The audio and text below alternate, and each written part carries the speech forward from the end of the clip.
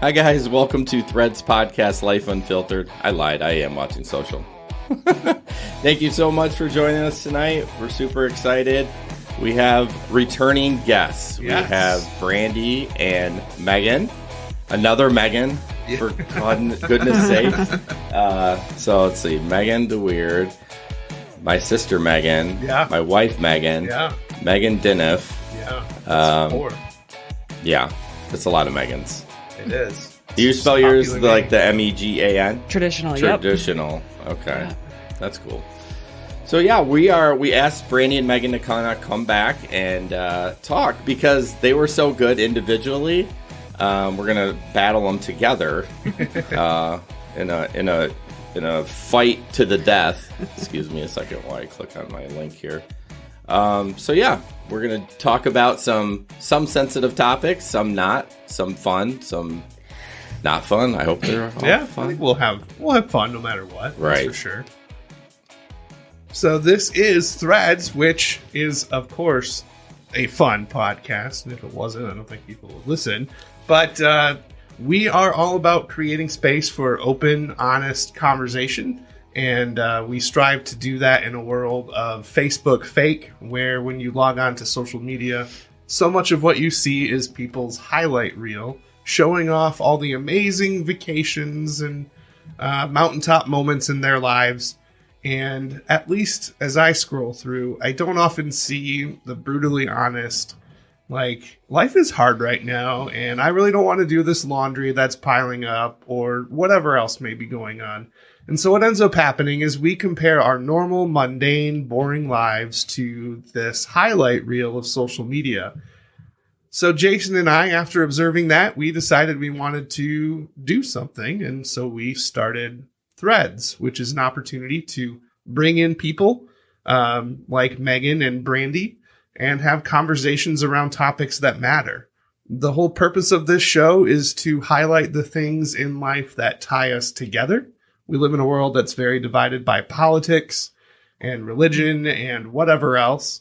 But here at Threads, we want to focus on the things that unite us and tie us together. And that is why we are called the Threads Podcast. We do have two guests tonight. On my right is Megan the Weird. I had to think about that for a second. Loud and proud. Well, there's like two Megans, but they both start with D. I was about to say Diniff, but that was last week. But tonight it's Megan the Weird, and we were just counting. There's a lot of Megans involved in this show, so that's really cool.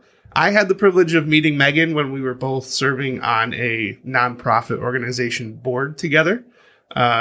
Just really resonated with what she values, and it's been a fun journey getting to know Megan and having her joining us on the show for a second time.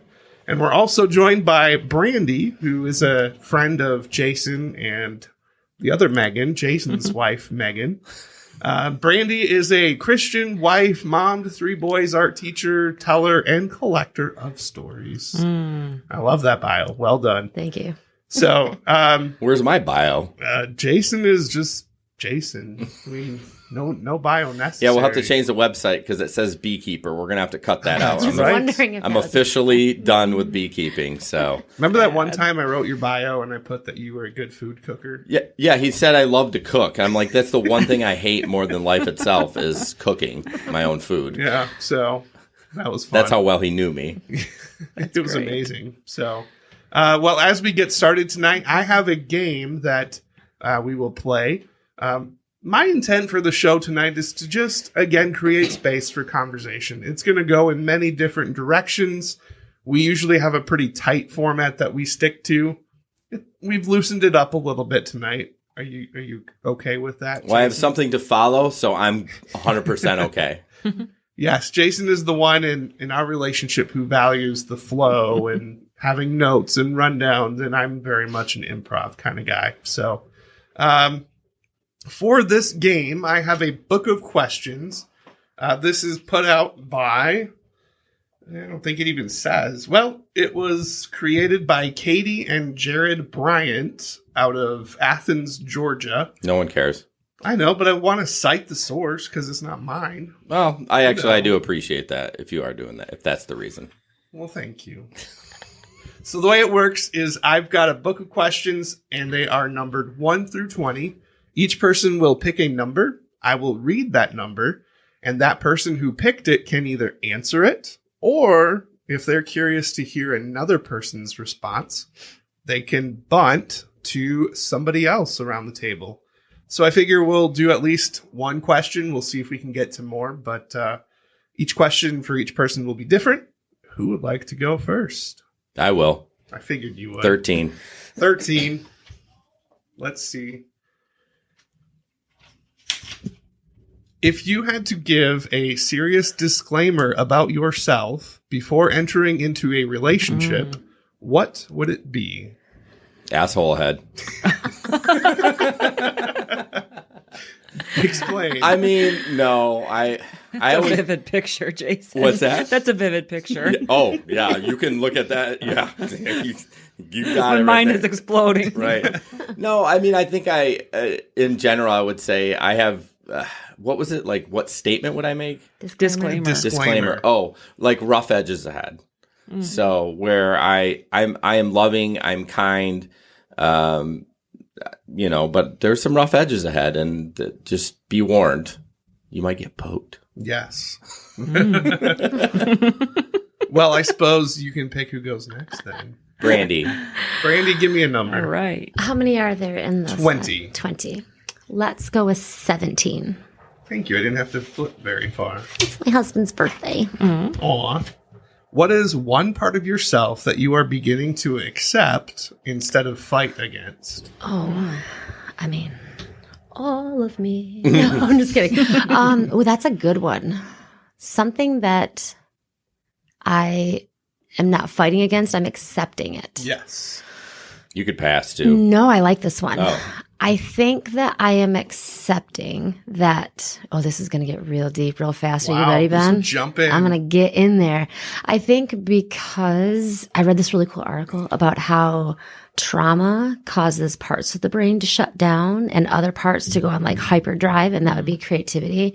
So I had this little fantasy that like God made me super, super creative because he knew I was going to go through trauma, when in reality, God made the process of creativity gets unlocked after trauma occurs. So I'm embracing the fact that my creativity might be a direct result of trauma, but I'm still fly with it. I'm okay with it. I think that's true, because if you see a lot of comedians and a lot of actors, they're all got messed up childhoods. For sure. And they were all super creative. So. Well, even beyond that, kids with fetal alcohol syndrome also tend to be more on the creative side. Really? There's a little bit of brain chemistry that's tweaked a bit in the womb, and so that's like a response. So Interesting. yeah. So I'm okay with it. Yeah. I'm not ashamed of the origins of my creativity. Yeah. I like them. It's so interesting, too. I look at my daughter, and I mean, her life has just been one trauma after another.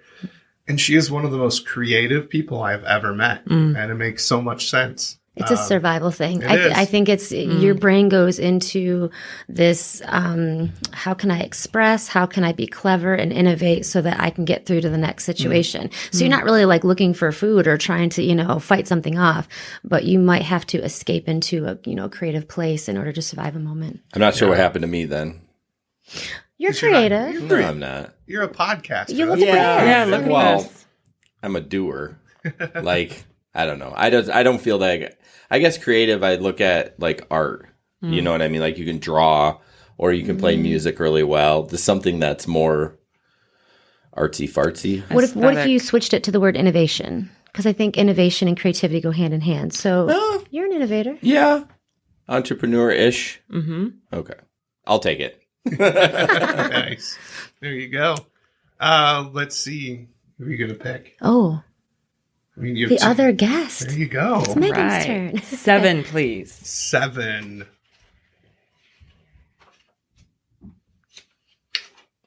What is one area you've seen personal growth in? Just for fun, I'm going to lob it to you. Oh! We've got the first bunt of the night. Yes. I love it. Man, there's a lot. I feel like I'm in a season of growth right now. And I feel like I'm beating a dead horse a little bit. That's really not an appropriate statement if you're an animal lover, but I'm sorry. Oh, don't apologize for that. It's a term. We know you're not an animal beater. Are you sure? Yeah. It's better than beating a live horse. That horse can That's feel true. it. So. That's true. Good point. But I keep going back to this image of the mason jar with the rocks and the sand and the pebbles. And it's this illustration that is attributed to some college philosophy professor. And he held up this mason jar in front of the class and said, "This represents your life." And then he took rocks and put all these big rocks in and asked the class, "Is the jar full?" And they all said, "Of course it is. It's full of rocks." Well, then he poured in pebbles. And then he asked the class again, "Is this jar full?" And they said, "I think so." And then finally he poured in sand, and the jar was full. And the point he was trying to make is in life, there are rocks, things that are priorities that are non-negotiable, things like your health, your family, relationships, all the things that that matter and that have value. And then there are things that are pebbles, and pebbles could be like your job, maybe even your hobbies, friendships, things that are not absolutely essential, but things that you need in your life. And then there's sand, and the sand was, things that you do for fun or social stuff. I'm not sure how to title it, but the whole gist of it was, so often in life, we focus on trying to fill our lives with the sand and the pebbles. And if you put the rocks and the pebbles and the sand in any other order than rocks first, it's going to be a mess and you're not going to be able to do it. And the jar only has so much capacity, and so does life. And so that's where I see the biggest amount of personal growth for me is just acknowledging that I'm not Superman. I can't do everything that I want to do. I have to say no to things, and I have to prioritize what takes precedence and priority in my life. And that's not an easy thing to do. So, yeah, I've heard that story 3 times. I know. Once he actually said it to me because we were going through some stuff. 2, I heard it you said it on one of our other podcasts tonight, but it really is true. Yeah. I mean, it's a good analogy of kind of filling up your life, and then you got to do it the right way. Otherwise, you're screwed. Yep. So, yeah, I mean, I know I keep going back to it, but that's like the theme of this season in life right now. This quarter of the year. Right? So, I Ben, see what you did there. What are your rocks? What are my rocks? That's a great question. I would say my rocks are family and my faith, friendship. They're all F's so far. That's pretty good. Don't do the last F. Oh. The last? I don't know. You lost me. Trying to add a little humor into it. I feel like I understood it. I feel like there's this is happening on this side of the table. Right. There's really good people over there. Right. Must be. It's because we have Baptist in us, maybe. I don't know. Or maybe we're just the good Wesleyans. I don't know. That really doesn't apply. So those are the rocks that come to mind immediately. Yeah, I think those are kind of the ones that I think of. Good rocks. So, yeah. That rocks, Ben. Rocks. Rock on. All right. Well, since you bunted to me, I guess you get to pick another number. Is that how this works? It's like or I think you get to look through and ask her what you want because she passed. The plot thickens. Making the rules up on the fly. Why not? Dude, don't read them. Just pick a number. Okay, fine. I'll pick a number 10. That was actually one of my other numbers. I have. What is one significant... Ooh, are you sure you want this? I don't know. No, it's too late. No She choice. picked it. What is one significant criticism others have made about you? Oh, that is a really good question. Yeah. Okay. We really We're really going to go here. that all internalized real quick first before it Yeah. even You were came like out. fine, and then you're like, ooh. Yeah. That's all you go through. Wait a second. I'm trying to think of how long of an answer to give you here. I think Doesn't that need to be long. probably passivity.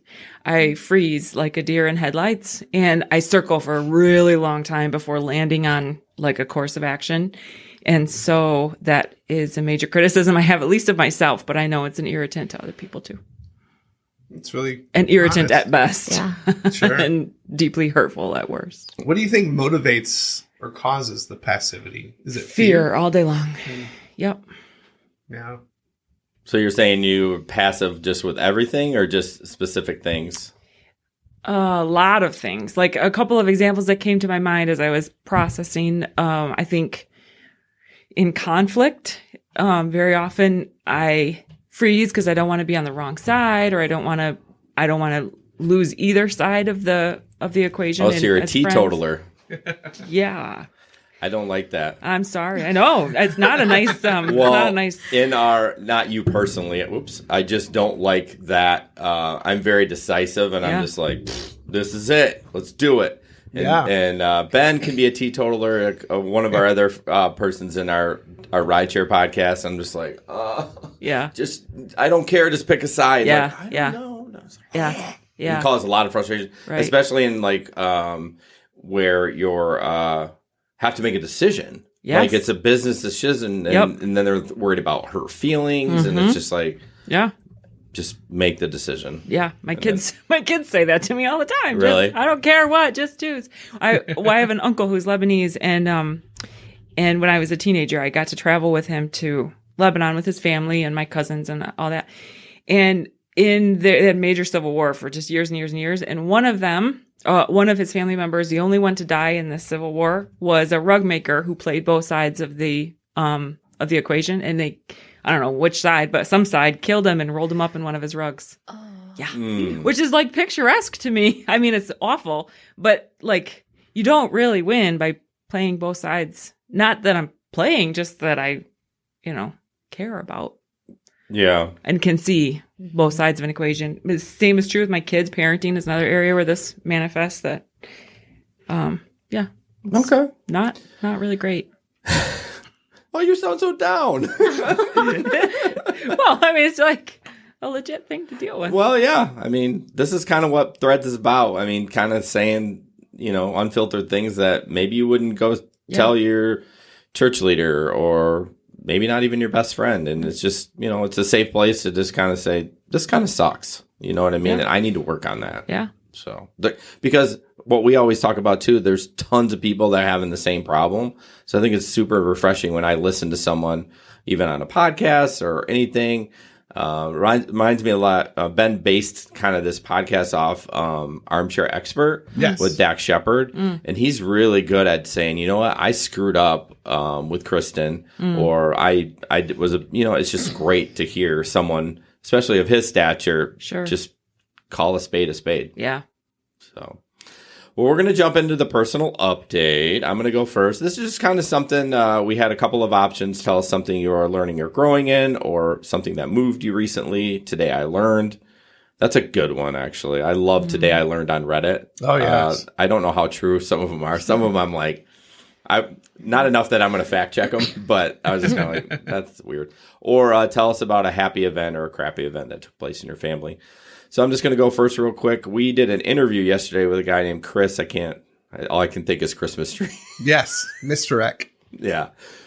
And he was a web guy, and we went to the interview with a bad attitude because we're like, how did this guy slip through the cracks? Like, I don't want to talk to a web guy. What the hell does that have to do with Threads, living life unfiltered? Dug a little deeper, and he deals with OCD. Oh, interesting. Big time. So he's like telling his story, and Ben didn't really notice it during the interview, but I was just enthralled with what OCD was and how it affected him. And it was just, it wasn't cool that he had it, but it's cool that he got help. But I wanted to see how that affects his creativity, like being a web designer and being a dad and all that other stuff. But it was just really neat to kind of fall. And, normally I'm like on my game, I'm looking around, but I kind of just like drifted into his words and his conversation. Yeah. I'm like, oh, I got to snap back here, figure out what's going on. But, and then my happy is Megan and I went car shopping last Friday,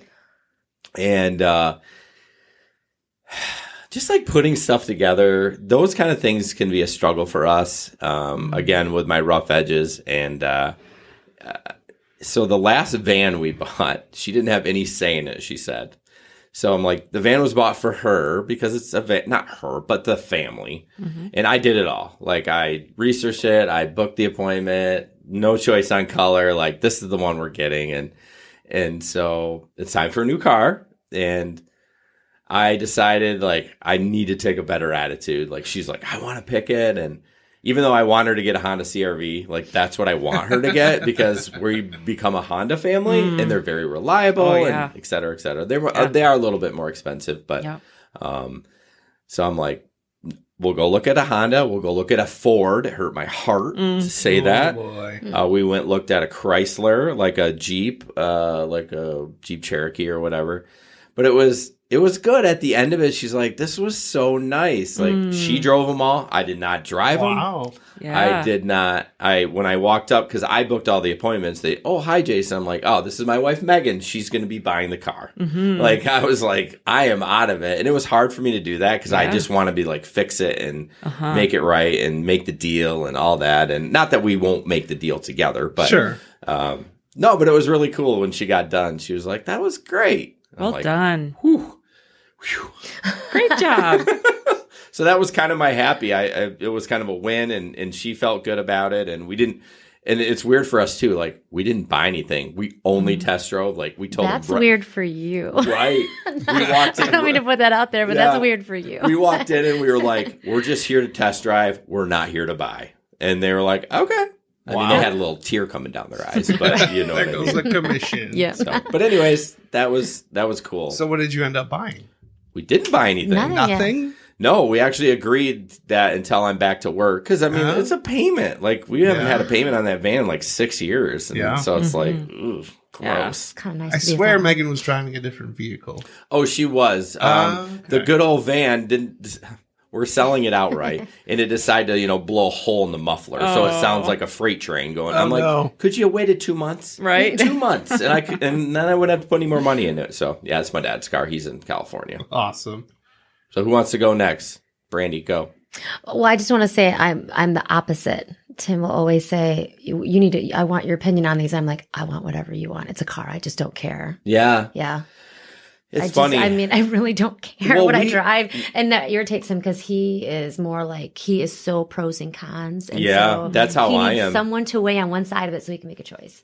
Yeah, we even sat in all the back seats. Oh, that's great. Like, we got in the for you. Yeah, we got in the Escape, and we're like, this is a cute car. We sat in the back. We're like, okay, I'm short, and my knees were into the back seat. I'm like, nope. I could never do it. We have a son. Yeah, you for sure.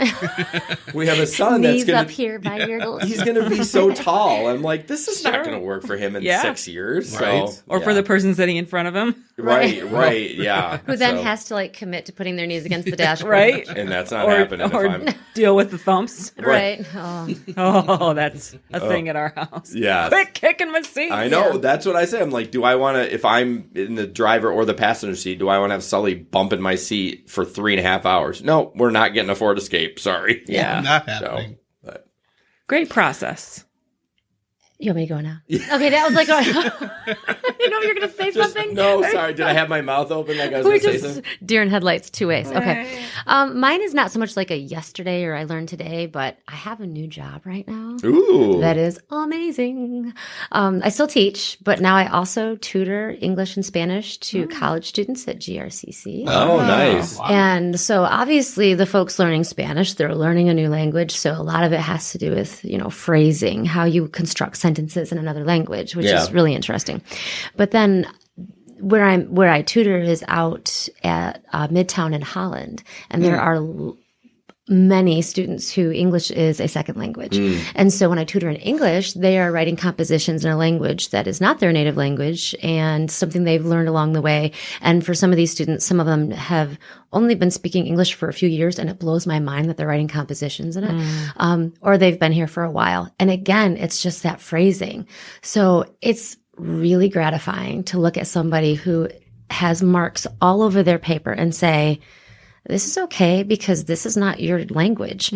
But what you've written here and the thoughts you have and your process, this is such a beautiful paper and you have such important things to share. And I love hearing your heart and your words. Now let's just get them in the right order together. And you get to hear so many life stories. So, I mean, I've hung out with a girl from Yemen who is a refugee from war. Oh, wow. I hung out with, I don't know exactly which country, but she was Asian and she still is Asian. And she was just her whole paper was about the expectations of her parents. Wow. And then, their stories are amazing. So collector of stories, I kid you not, I'm just sitting there just sucking it all and going, I get paid to do this, and it was amazing. So it's helping me carve out my next career path move. And I had no idea how amazing So now it would be. I always look at the business end. Are you a 1099 or are you like they pay you, take taxes out and all that stuff? Yeah, I'm an employee of GRCC. Oh, okay. And right now it's just a student employee, but what will happen when I drop below the required credit hours to be a student employee, she's hoping that she can transition me to a professional tutor. Ooh. And ideally, I would love a spot in their integrated That's reading. probably a pay program. raise on a professional tutor. A too. little bit. It's not, But not huge. yeah. Okay. Well, But that's it's- exciting. It's fascinating. And there's all different kinds of people. And it just reminds you that you in this place, in this city, you are not the only one doing life. Life is not always done like this. People believe different things. Yeah. And there's so many different kinds of people out there. It's so white Love it. over here too. Like, Yeah. it's just frustrating when you talk about other cultures. Like when Ben and I get different people in our rideshare cars, it's always cool from the airport, just to listen to people's story and they're like, oh, I really do have it pretty good. Yeah. You know what I mean? Or, Yeah. or I wish I could be them and, for whatever. Well, and you share. And so, like, when I was talking to the girl from Yemen and she was talking about her family coming over, and I'm like, oh, to get the American dream. And she went, it is the American dream. Like, We're doing so much better. And I was like, oh, crap. So I'm you- an idiot. So you kind of played it off, but it was Because I'm thinking, like, here, it's probably not nearly as great as you thought it was. And she was like, it's even better. Yeah, you, I was like, oh. I think you think like that American dream happened way back in the day, but it still clearly it still happens for today. And it isn't that they came and opened a business and now they're doing, the idea is that they're free. They don't have to worry about war. And there's other things to worry about. But by the end of it, I was hired to help her with her English paper. Right. And we were both like tearing, trying not to cry because we both felt like this is ridiculous if we cry. But we totally had. You had a moment. I'm so lucky. I'm so blessed. Even someone recommended me for this job randomly. And I was like, me, I'm like, that's new. Sure, I'll do it. And I thank God that I did. Well, good. That's awesome. Great. Just to clarify, what are you studying? Well, I was going to go into counseling and therapy. It's way more school than I want to do. Yeah. And it involves a lot more math than I think I have inside of my soul. Therapy and Statistics and all kind. Yeah. Oh, and gross. I'm at baseline for math. I'm Yeah. remedial beyond belief. So I talked to my academic advisor and pretty much I'm just going to go for, a degree in the arts and with an emphasis on the things that I want, which will all be, human services type things and psychology type things. Yeah. And then I'll just, when I'm doing my resume, I'll market myself as my focus of study. Great. I'm good at marketing that way. I'll tell them what they want to hear. Nice. Yeah. Cool. Good for So, you. yeah. Well, for me, I picked talk about something that moved you recently. And 90 days, more than that now. It was Halloween. I was injured in a slip and fall accident at work. And of all days, it was Halloween. So I remember being in such tremendous pain, getting up and down from the couch to bring candy to the kids for trick-or-treating. But anyway, so I broke my back when I slipped and fell on ice, and it has just been a challenge to get my energy levels back to where they were before the accident, because so much of my recovery was just rest and not doing anything. So the entire month of November, I feel like I was just in my recliner, recovering, and that's about all I could do. And then December and January, I slowly started getting back to work on a very part-time basis. And then in February, I went back full-time, and just coming home at the end of the day, exhausted. And even during the day, just feeling like, I don't know if I can keep my eyes open. So I would even go home and take a nap some days just because. Almost every day. Ben and I talk every day. He's like, heading for a nap. 2 o'clock. 2 o'clock is the magic nap hour. Yeah. Seriously. Yeah. And there's nothing wrong with that because honestly, doing ride sharing gig in the winter, I take it. You get naps. Yeah. I just don't tell anybody. Don't put it on your Facebook. Right. It's a creepy guy sleeping in his car. Right. Oh, I did that last Friday. It's funny you say that. That's so funny you say that. I never typically do that, but I had like a half hour before an Amazon shift, and I was at the Shell station on Fuller, Michigan, which can be, it's okay, but sometimes there's homeless there or whatever, which is fine. But it was sunny. I laid my seat back, and I'm like, I set my alarm, and I cashed out for like 20 like a cat in a pasture sun. Yeah, it's so funny you bring that up because I never sleep in the car, but that was. Oh, I've gotten good at that too. Sleeping in the car? Yeah, I mean, when I was so tired, if I had a 2 o'clock appointment and it was only 1, I would get just there conk early. out and sleep in the parking lot. Did you bring a blankie in your trunk? No, that's a good idea. That's I actually a should've. good idea. I feel like as a woman, I can't do that. Does that automatically put a little fear in you, like sleeping in my car, suddenly waking up to like a strange Well, man? I don't know. I'm a West Sider. I think I'd nap in my car. Well, I did think about that. I probably didn't have a deep sleep. Not that anyone was going to do anything, but Right. I could just see someone banging on the window to wake, What or are you one of my doing? buddies driving around doing rideshare and see my car there and just watch me pee my pants as he scares me. That'd be awesome. So it wasn't a Yes. deep sleep. Don't get me Yeah, wrong. right. So I just remember, especially the last few weeks, it was about the first or second week of February. My wife and I went on a marriage retreat, and we were both just so exhausted. And during all of the free time on Saturday and Sunday, where lots of other couples were, I mean, they were, You had sex? well, of course. At a marriage retreat? I mean, I guess that's a good place to do it. I'm just thinking about the Celebrate F's, all your progress. all the rocks. Free time, family. Derailed. So anyway, Is there a nap time that starts with F? Oh, Maybe. Sorry, carry on. they call that a nooner.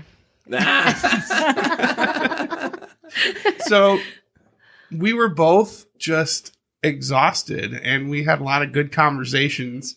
And when other couples were going to the retreat center to play games or pickleball or whatever else, we took naps. I mean, God bless we you. were I just, mean- that's what we amazing. needed. You guys have been through it, and then I know it's starting to settle out, but like Annie changed her job. Yeah. Now she's working nights, and it's Yeah. just like, Wow. you needed a nap. We needed it. Like, it that's kind what of we sounds like needed. the other people didn't work hard enough in their sessions. If they Yes. have time to do games and not nap, and they're not exhausted, Mhm. they haven't done it right. Hey, thank They you. didn't bring their A game to You're the the winners. marriage conference. Right? I have to, before you continue, I have to mention something. You talked about the silver lining. She does that. I've noticed like 3 or 4 times since we've started, she silver lined everything. Which is weird because when she was talking about passivity, and I'm like, that's just the downside of something that's really great because you can see both sides. That's empathy. And I was going to do that. I'm like, not my place, not my place. Well, legit, Ben's been working on that in therapy, is not adding a silver lining to everything. It's and a just- bad thing? Well, That's not why I came here.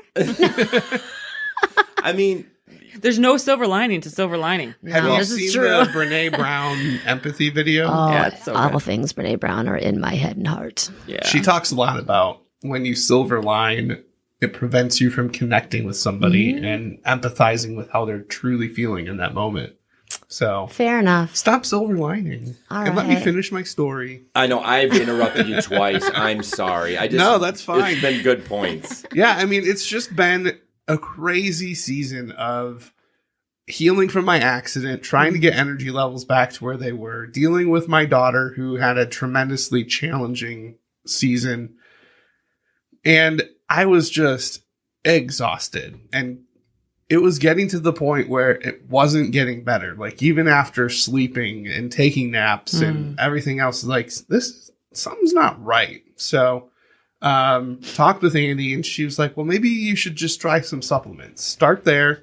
If that doesn't work, maybe we need to go to the doctor and figure out if there's other things going on behind the scenes. So I was like, okay, I can do that. Went to Walgreens, messaged Jason because I don't know what I was looking for, and asked him if he took anything, and of course he didn't. You asked if I took anything for energy. Yeah. I take a ton of supplements. Sure, Just nothing it's for not energy. You energy. also drink Monster by like the Yes. gallon though. I will let you know, and you and I have not connected enough, by the way, so you wouldn't know this. But Sorry. from November 1st, I went 3 months cold turkey with no Wow. monster. Did. But I'm back, Oh, Take but that not back. as bad. Not as bad. Thank you. So I just Googled in Walgreens and was looking for some things. And I asked my wife, because she's kind of a natural hippy dippy type. I think you would get along well with her. Granola. Yes. All three, yeah, you two would for sure. Yeah. So I got ashwagandha, which is like from an Indian herb of some sort. And then also some testosterone, because I have had medical testing done and it is low. So I figured between those two, hopefully it'll give me a little pick me up. Well, it's been almost a week and I'm sitting here. I've not had a Monster. I've not had hardly any coffee today, and I feel wide awake, and I Wow. can't remember the last, well, I can. It was before the accident. Wow. Just feeling awake and alert, and like I can tackle the day, and things don't feel as daunting, and it's been really good. So Great. that is something that's moved me That's funny. recently. It's so- literally moved you. Exactly. Sorry. I was going to say something funny.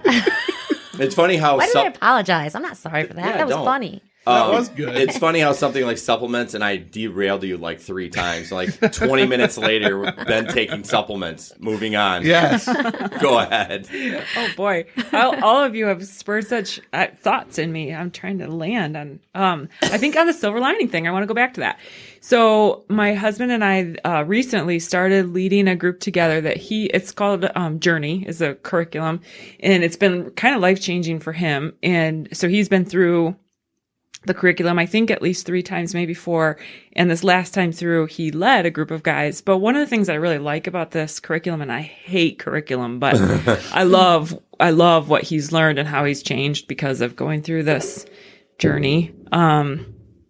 But one of the things that he actually said to our group, and that he's really learned and gotten kind of good at, is he describes it as like when a person is sharing their story. And actually, you would like this curriculum because it's all about story, understanding our own stories, digging into our stories, letting God come into the broken parts of our stories and offer healing in those spots. So anyway, in these groups, we all take a turn telling our story, or a short version of our story. And so Dan, my husband, describes it as like a spotlight on the storyteller, and the goal of the listeners is to keep the spotlight on the storyteller and not to try to help them or rescue them out of the heat of that moment or the emotional discomfort of that moment. And we can do that in a lot of different ways, but like by saying, oh yeah, me too, I had da-da-da, and then that relieves them of some of the discomfort of sitting in difficult emotions or attention in that hard space. And so as we're going into our first session, he's like, now, Megan, I want you to understand that this is like, it's going to be hard. It's going to be uncomfortable, like real hard. And so I was really glad he warned me. I kind of took offense at first. Like, Yeah. don't you think I can listen? Yeah. I've been Yeah. listening for you for 20 years. But, and actually I do a lot more talking probably than listening, but I was so glad he warned me, because then we got there and it's like, yeah, this is really difficult to sit in vulnerability and to offer high quality empathetic responses. So they were just telling their story, and even though it was uncomfortable for them to tell it, you guys weren't going to jump in and be like, "It's okay," or is that the gist of it? The goal is not to rescue someone from that moment, but to sit with them in that moment. Yeah. Oh, Brene Brown has a really good little mini video. Have you seen it? Yes. That's where the With silver the little, lining yeah, is. down in the hole. Yes. Instead of just being like, it's going to be fine. You're Right. okay. They can like scuttle down the hole and like, here we are in the dark together. Yeah. And it sucks, and I'll Yeah. sit with you. Yeah. Yep. Yeah. Yeah, it's okay. Like Ben talked about, and what his therapist talked about, it's like it's okay to sit in the shit sometimes. You can't do it all the time, Right? Because then you're done, like you're smoked. But he struggles with it too, with like the silver lining. But It's hard. Like if that's part of you, I mean, because it comes from a well-intentioned yeah, place. Oh, absolutely. He's trying So to be helpful, but So my brother has this really huge surgery where they like have to saw his arm off and attach parts to it and then put his arm back together. Oh, wow. And he's like he's going to be laid up for the summer. And I'm like, oh, at least you can lay out outside. And then I like had to check myself and I put, I'm so sorry you even have to go through this surgery. It sounds awful. And I left it on that. Yeah, So well done. it's something that I actually intentionally have to do. I have quite a few friends where I have to sort of stand back from that. And I was part of a small group where we all constantly tried to fix each other. And we were meeting for like 4 hours. Like, wow, if we would just be still and let God, we would have been done like 2.5 hours ago. right, I could be in my PJs. Yeah. I like that you say that, be still. I think it's hard. It's to very be hard. still. It is. I agree. Anything else you want to add from personal update side of things? It's been a hard week. A hard week. But one of the things that happened, our pastor gave we were in this sermon series on prayer. And so last week, the sermon was from James 5, the effectual fervent prayer of a righteous man availeth much. And so we're trying to get really good at prayer in our church. And he says, righteous, like that was like a key part of that you have to actually be obedient to God if you want your prayers to count and be heard. Wow. And that was pretty challenging. Well, then, someone that we all dearly love in our church had not a heart attack, the other thing where your heart stops, a cardiac arrest. Man. Like and in church. no, but okay. at work a couple days into the Okay. week. And it's not looking good. He's still alive, but it's not looking good. And I sat with him in the hospital for a couple of hours, and the wife and another person from church. And that space between life and death is so sacred. But it's so heavy. And the praying in that space is awkward and uncomfortable and weird, and like we all want to have faith and expect a miracle, and then on the other side we're going, but it's not looking good. Like, where are you, God? We're all trying to obey all week. Like, show up. Ben and I have gone round and round, and like it's like, why does this person get cancer over the other one? You're just like, this pisses me off. Like, can you help me out with this, please, God? Like, tell me why. Yeah. Yep. Well, and how do you pray into it? Because do you pray for the miracle because God's capable and he tells you to ask him for whatever you want? Right. But you also kind of want to let God know, in case he doesn't know, because God knows everything, that you're also totally down with whatever happens and however it's going to, work his plan out. I don't think you are down with it. Well, I mean, if it was your kid with cancer, would you be down with whatever his plan is? no. Yeah.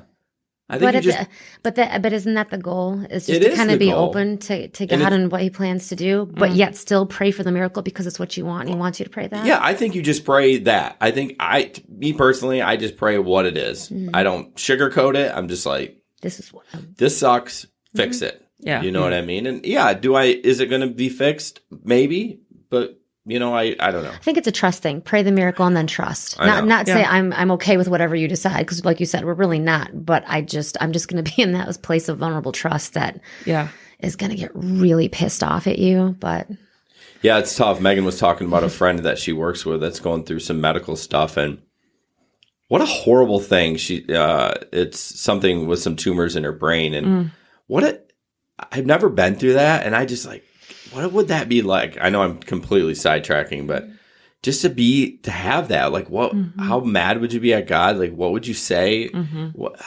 Man, I just so grateful that I haven't experienced any of that, because I don't know. I feel like I'm strong, but or if one of my kids got that or something. So I have to say that then was our message today, and I loved how the husband of our pastor team prayed. He said, "God, it's the 11th hour, and we desperately want you to show up, and we still believe you can." But then the sermon today was about is it from Ephesians 5 or 6, and how we have to be pre-prayered is what my the pastor, the wife, gave the sermon today, Nice. and I love that. She was like, I know two of you like puns. And I still want to write that down. Yeah. Pre-prayer. But like, that's how we don't like get up off the couch when the battle starts. Right. We get up off the couch and train knowing that there's a battle coming. Sure. And remembering that we are facing a battle and that we have to be preemptive, proactive instead of reactive. Yeah. So I think that the praying that we do today is practice for the praying that we need tomorrow. I find myself being reactive on my prayer more than pro. It was Now that you brought that up. super convicting to me too. Oof. Can I say something about prayer real quick? I know No. we're okay. Fine. Moving on. Go. So at this marriage retreat, the speaker was a heavy proponent of prayer. He never said pre-prayer, but that was kind of his whole I've never heard ideology. it that way. Yeah. It's kind of cool. But one thing he challenged us to do as husband and wife couples was to pray with each other each day, every day for 30 days. We're about 2 weeks in. We haven't quite done it every day, but even before Andy left for work today, we were just commenting on the fact that things are really starting to calm down and we're seeing it. And I said, I'm seeing a shift since the marriage retreat, which is when we decided we are going to pray together every time we can, and we're going to pray for each other. And it's like that preparing for the battle. It changes your mindset. It puts you in a different headspace. It gives you the clarity to move forward. And it's like, okay, God, I can't do a damn thing about this, so I'm just going to let it go. And then letting him do his thing. And we've seen some tremendous answers to prayer, even in the last 2 weeks. So all that to say, I am definitely seeing the need to be proactive in my prayer life and less reactive. And it's been a really good experience. So on a personal awkward note, we've talked about the prayer with our significant others, how we don't do it. Yeah. And how was that like initially? Initially, super awkward. Yeah. I don't know why it is, but it just probably because we've never made it a priority to do it together. Yeah. And like we were talking on the retreat, we both acknowledged we pray daily. We pray for each other daily. Yeah. But we don't pray together. What about you all? We do with our kids. Like, we will pray together. Our boys are really good prayers. Really? I feel weird saying that. No, that's but awesome. We don't. The grade A prayers. We don't have like a rote dinner prayer. Sure. That's like our time before dinner. That's when we kind of come together as a family, and we will all chip in. Sometimes we'll popcorn. Sometimes it will just be one or two brothers. One will say, how about if I start, you finish? And they pray their heart at dinner time. That's awesome. They don't just say, thank you for this food or, whatever. They really think about people. I mean, sometimes when we're all starving, it's a real quick prayer, not going to lie. But I will be straightforward, honest that Tim and I do not pray together. Yeah, we don't either. I think it's awkward. I think it'd be more awkward on his end because he doesn't even like doing it at small group. He's just not a verbally, extroverted person. I'm not either, and why is that? Like when I'm on a committee and they're like, oh, does anyone want to end with prayer? I would never say I will. You know what I mean? And but why? Like, I think we feel awkward that we're not going to say the right thing. And it's like, why does it have to be so? I mean, you hear some people pray and they're just like rock stars with it. I often wonder if they've like rehearsed it.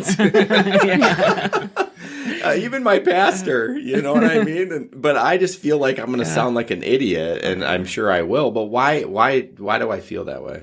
So we have this altar call, not altar call, but like an open altar. Yeah, we do too. Okay, so I'm on the prayer team at church, which is hilarious because I don't pray. I don't like to pray in front of people. I pray with my husband. That's not a thing. Like that's do. Really good. Yeah, but during this prayer time, like everyone, start over. Take a deep breath. Yeah. Rewind. So anyone who wants can go and pray at the altar. But the thing at our church is you never pray alone. Like you don't ever have to feel alone. So often people from the congregation then come and like lay a hand and pray with whoever is praying at the altar. So often I'll pray with other people, but I pray silently, where sometimes people come and will pray out loud with you. And so then I was heading back to my seat today, and we're all kind of emotional. And Pastor Christy said, "Do you need prayer today, Megan?" And I said, "Yes." And I just fell at the altar, and I thought, man, she was really good at praying out loud. Like she knew just what my heart needed to say to God. She was able to verbalize. And I thought that's really kind of a gift that that she gave to me, words to say to God. And that was cool. But I will say that my husband and I made, when we were in our dark night of our marriage, we had a challenge to pray 100 days together. And so we took that challenge, and it was horrible. We prayed, I'm not lying to you. I love it that she said it was horrible. Yeah. Oh, I hated it. We prayed about 3 different things every day for 100 days. And I was sure that at the end of the 100 days, those 3 things would be resolved. We would have come to some kind of unity. We were farther apart at the end of the 100 days. There were days where I thought he was just preaching at me. It was completely irritating. I did not like the 100 days of praying together, but I will tell you that now all 3 of those prayers are answered. Now that you've Really? handled it separately. Yes. Yeah. And once we learned how to treat each other nicely, then praying together got a lot better. Yeah. Well, I'm going to be a little vulnerable for a moment. You talked about the prayer altar. I mean, you call it an altar. I guess we don't call it that, but is it legit an altar? Well, like the steps at the front of church. Okay. Yeah, we have a section for that. I've had times where I've felt like I need to go up there. I just feel like I don't know why. I'm such a like tell it like it is guy, but I feel embarrassed about like going up there. Like I can feel the emotion even in my eyes, and I'm just like, it's vulnerable. It is. It's vulnerable. Do you know what I feel like has gotten me through it? Because I remember, because I wasn't born into a Christian family. I came into it in my 20s, and I think the very visceral feeling of having God in my life and having a point before and a point after, just being able to be released into that, being able to speak to Him, I think made it. I hear dog squeaky toy. yeah. That's hilarious. I love that. See, it is authentic here. I like that. This is what Silver it is. lining. I also think being part of theater, but not the acting part. I think it's the improv, being able to find words for something.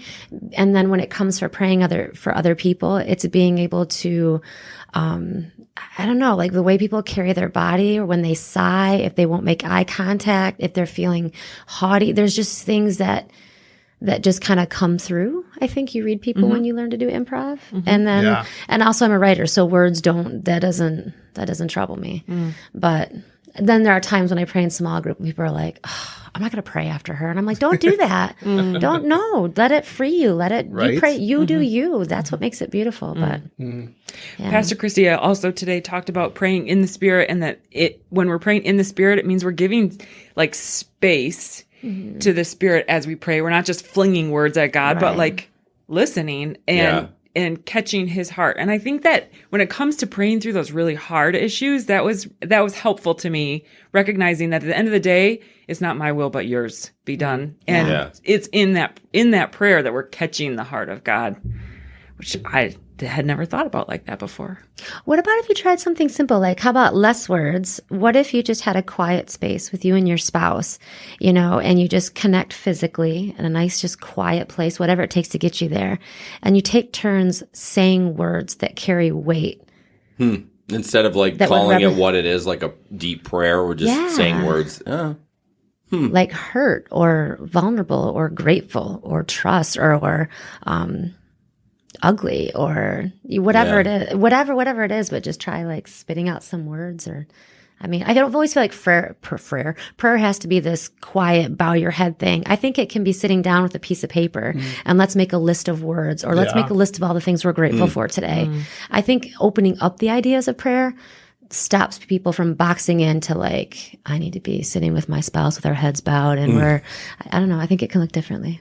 Oh, that's good insight. Yeah. I always say I'm going to do it, and then we never do it. Just do it. Well, we never joined it. We've been in a small group, but that's another thing too. We just never have, like, it's been long time since we've been in a small group, and I'm sure it would be great. Yeah. But I don't know why. It's the vulnerability, which I don't know. Have you ever had good experiences with vulnerability where it felt icky to be that exposed, but then afterward With my therapist. bonded?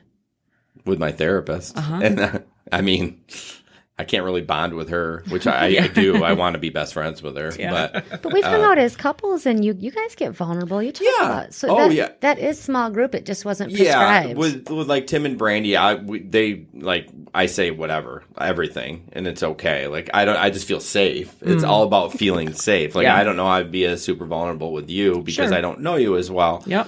But then it even makes it worse at church. So you're like down there and you're like got these people praying on you, and like I don't know. I feel like I'm just gonna I don't cry much, but I'm just gonna start bawling and I'm gonna be embarrassed. I know that sounds so terrible, but I gotta figure it out. I know it's my own battle. So it's like sex. You have to get past the first time. Let's just do that. Oh, that was more great. than the first time. So we're going to quick jump into a mental health moment. Here at the Threads podcast, we value mental health, and we like to peer pressure our listeners into getting help. And what's so exciting about that is we now have a sponsor who believes in our show and has offered to sponsor us. I got to give a quick shout out to BetterHelp.com. That's BetterHelp, H-E-L-P. BetterHelp will assess your needs and match you with your own licensed professional therapist.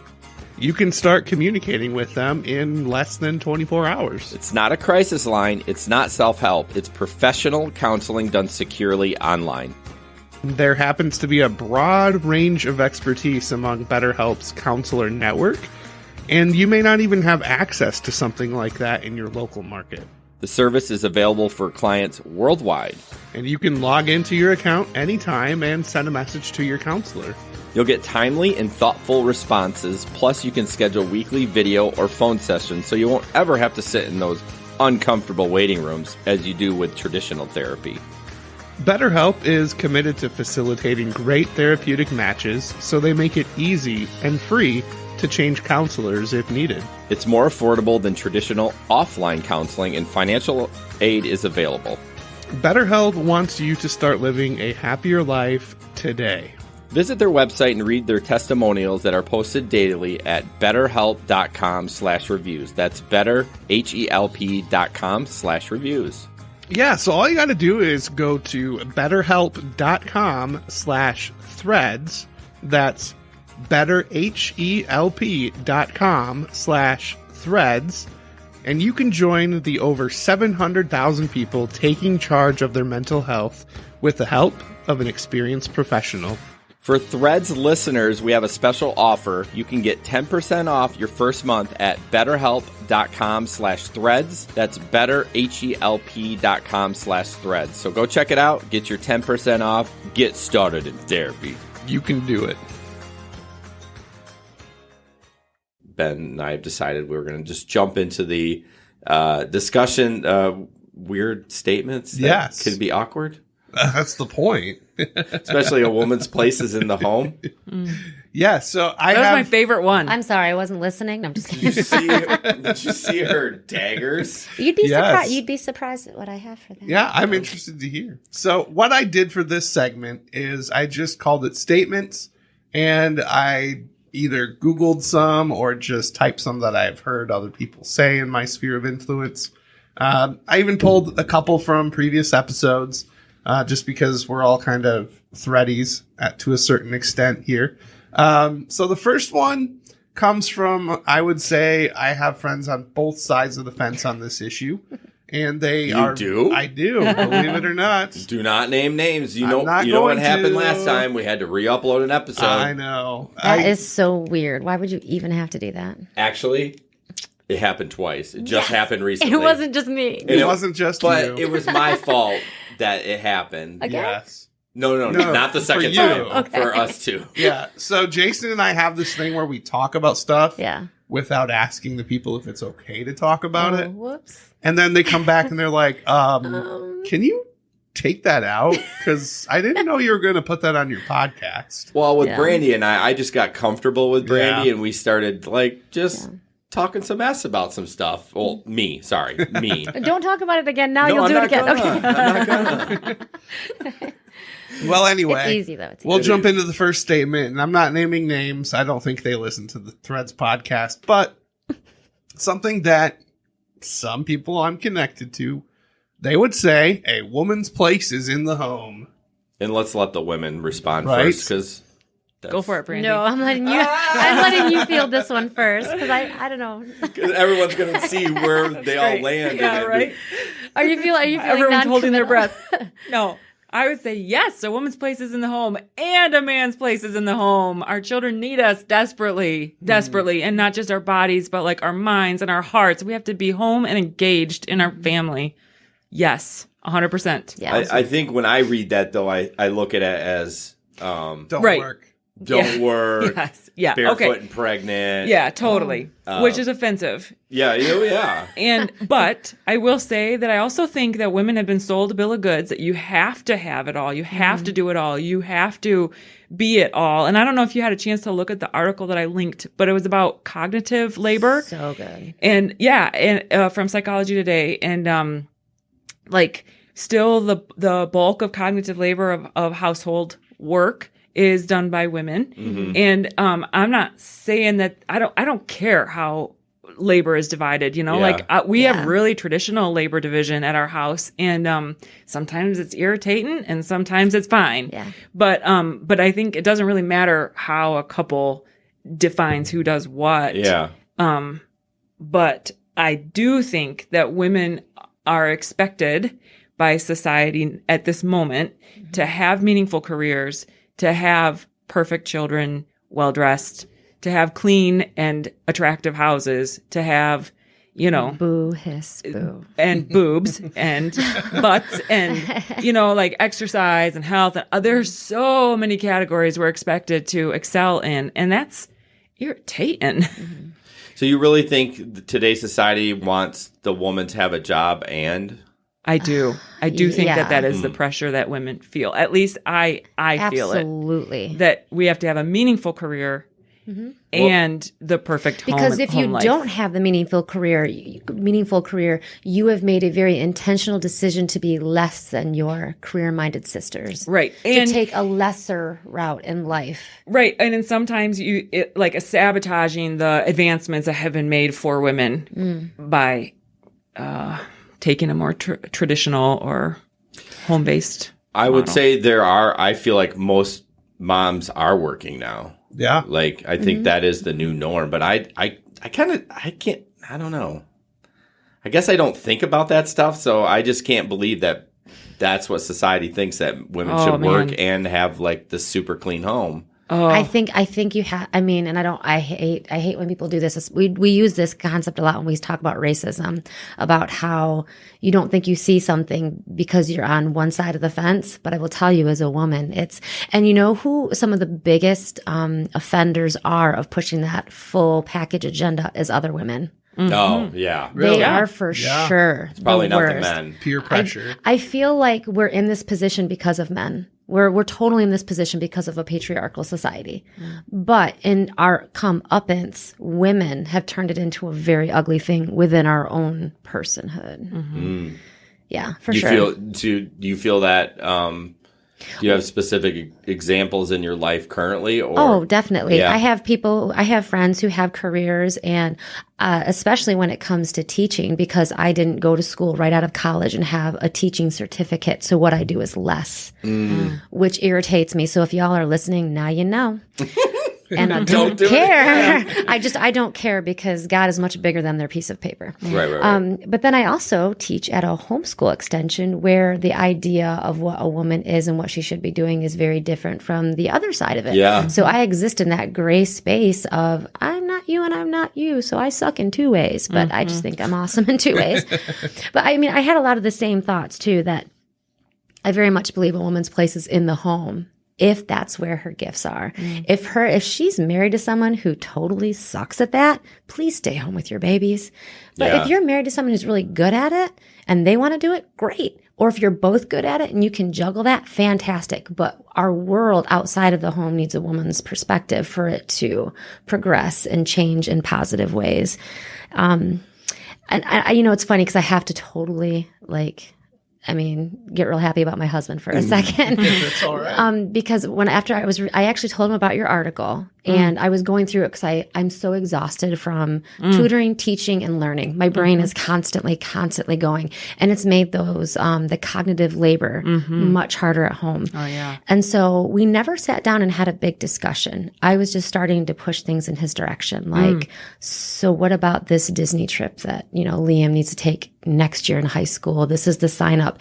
And he said nothing. He just went and did the sign up and did all the work. Wow. And I think he felt that I was just running out of the mental juice it takes to process all of that stuff. And I've done my due diligence. I've done all of my calendar, my little meal planners up there and everything. So for him to step in and just take up some of those things without me having an official ask, it was such a beautiful thing. And it was beautiful to be able to tell him that and say, you've been picking up things that this article lists that women suffer doing without any appreciation. Not only are you aware of it, but you picked them up when I was too weak to even ask for help. So, That's great. Yeah. That's Points. amazing. Yeah. I know. Well done.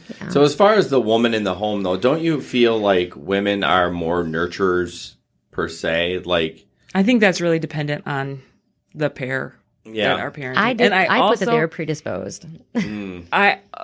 Interesting. It's funny because we have a super traditional household, very traditional, where I am the nurturer, but my grandfather was more nurturing than his wife, who stayed Yeah. home with the kids, and maybe they should have flip flopped. I don't know. Yeah, no I think kidding. nurture can change anybody, but I think by nature and the beauty with which God created man and woman in its most purest, essence, was that there is a reason why we carry the babies in our body and we're able to feed them with our own body. There's something that comes along with that. Just like when a stranger's baby, like after you've had a child and, you've got all the milk going on, someone else's baby can cry and all of a sudden you're leaking all over your shirt. Yeah. There's something supernatural and wonderful about that makes us predisposed. Sure. In our modern society, how much does that apply anymore? I don't know.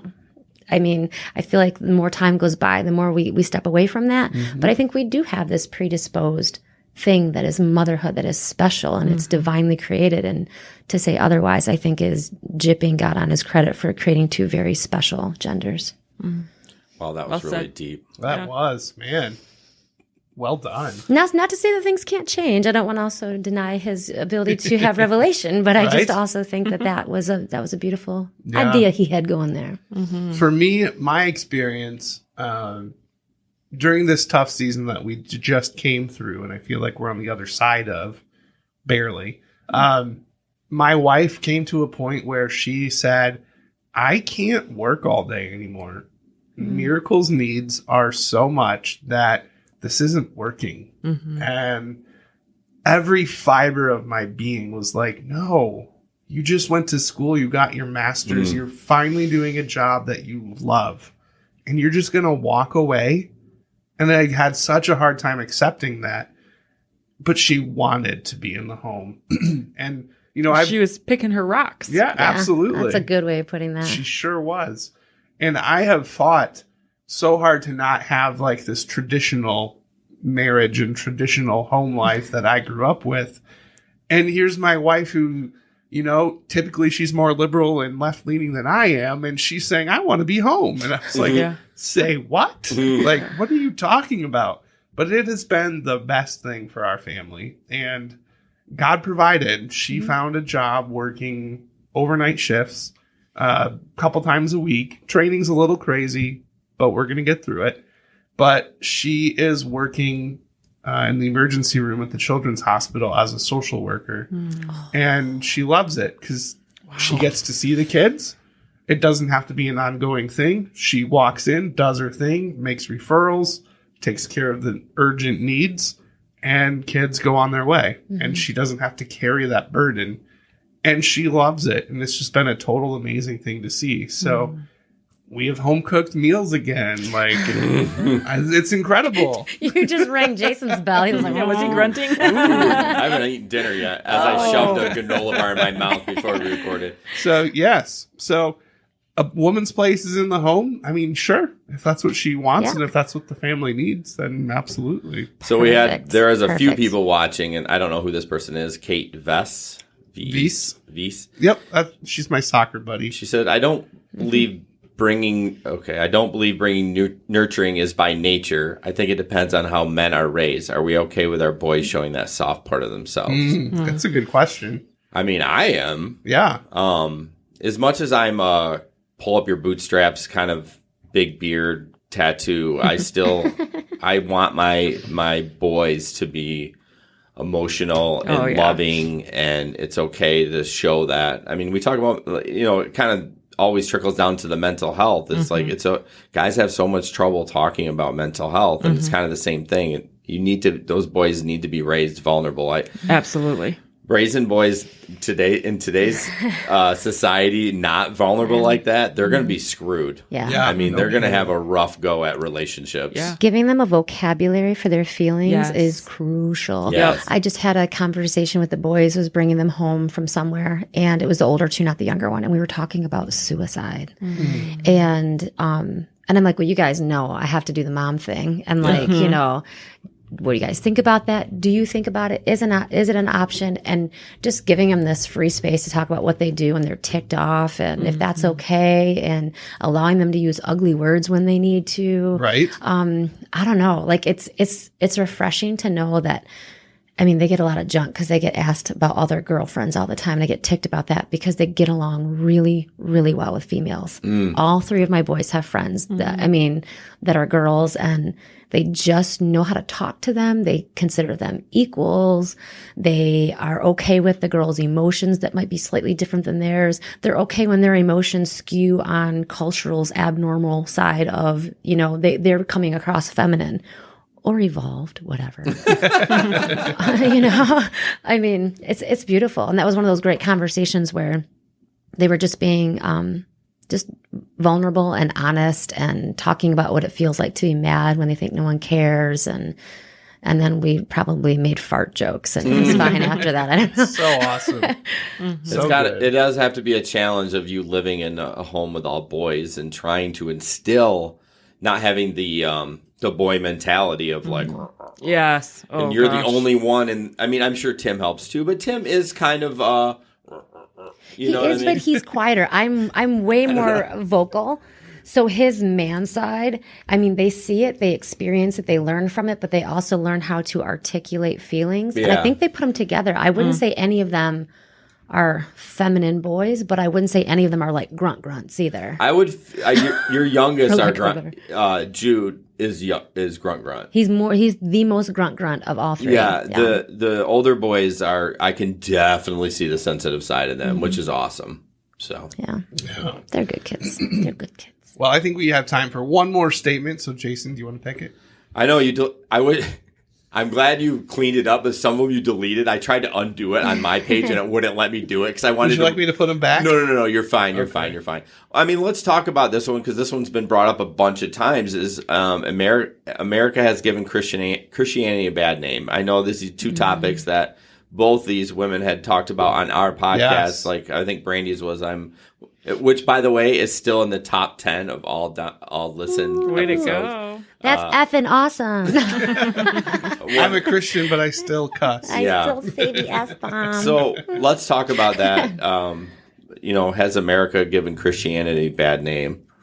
I mean, I think we all know the answer to that, but I kind of break it down a little bit. You want to start with that, Ben?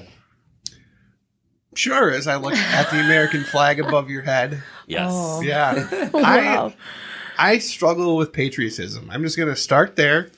I struggle with allegiance to the flag above all else. I struggle when I see a American flag on a stage in a church and it's either higher than the Christian flag or there is no Christian flag. I struggle. I am definitely... I lean heavy on my first allegiance should always be to Christ. And my allegiance to my country should not intermingle with that to the point that it does in the evangelical world in America. evangelical Christianity has gotten in bed with politics throughout history, and it's just been a shit show. Pardon my French, but it's a disaster when that happens.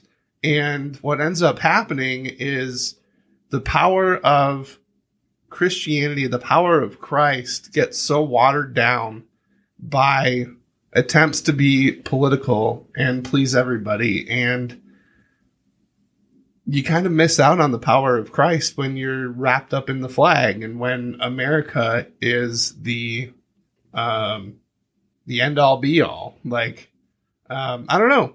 I feel like I'm getting daggers from Jason. Well, you're weirdly wrapping like pro-America into Christianity, and I don't. Well, it's not just me that does that, though. It's all over the place. Well, I guess what's the example of? Are you talking like? I don't know. I'm a Christian, so I'm pro-Trump. I mean, is that? That's part of it. I mean, but I don't see people saying like that. Well, then you see different people than I do. Because I have encountered it. And in their fierce adoration for, I didn't want to go there specifically, but we're here. Their fierce adoration for the president and fierce support of the president simply because he's a Republican and against abortion. They feel like he's the most godly man on earth. And I'm just like, I'm not buying it. So that's all I'm going to say about that. I guess I just didn't like your caught on like patriotism. Like, you do not say I pledge allegiance to the flag. I will, but I'm never going to pledge allegiance to the flag more Well, who's saying that? than anything else. Yeah, but you're acting like everyone's walking around saying that. So I'm confused on that. I don't see anyone saying. Well, like, I don't see any Christian saying I pledge allegiance to the flag over Christ. That's or even on the same level as Christ. Even that, I don't see people saying that. Well, I have in my life. It's I so think weird. people say it with their actions sometimes. Yeah. Yeah. Well, with actions is different. Sure. I guess. It's a weird like meme that I haven't seen, but I feel like could be put out there of like Jesus wrapped in like the U.S. flag. Yes. Inseparable, standing for the exact same thing. And No. That is a little sketchy. It is sketchy. I mean, It is. Jesus is worldly. It has Yeah. nothing to do with being an American at all. yeah. But I know Ben and I have talked about it bothers him the church flags, Yes. the American flag. So Is there a church flag? This is one of those times where Christian I'm coming flag. in a little bit late in the game That's going, all right. what's I a didn't know church there was. flag? Yeah. there is a Christian flag. Is it purple? No. It's white For it's sure. white and blue. It would I make think. sense. Yeah. White and blue. And gold. Okay. I'm not sure who invented it. It's just a thing. Some So, American. Yeah. So a lot of this comes, it goes back to my early days in ministry. I worked at a church in rural America in Oregon. I mean, it was crazy. And in rural Oregon, there's definitely two camps. There's that pro-Jesus, pro-America, and then there's like the pro-hippy-dippy everything else kind of thing. And I'll never forget, like, on 4th of July Sunday, like, they would sing the song, I'm proud to be an American. I hate that. Toby song. Or at Keith. least, and it's just like, they sing At that church? they sing that at church Oh. as the communion song. Like, Okay, right that's before weird. communion is served. That's weird. That's Thank so you. cultish. I mean, I'm Right? I'm like so, pro-American, and I mean, I have a flag tattoo on my body, but I would be super weirded out if that happened in my church. Do they wrestle rattlesnakes there too? No, they do not.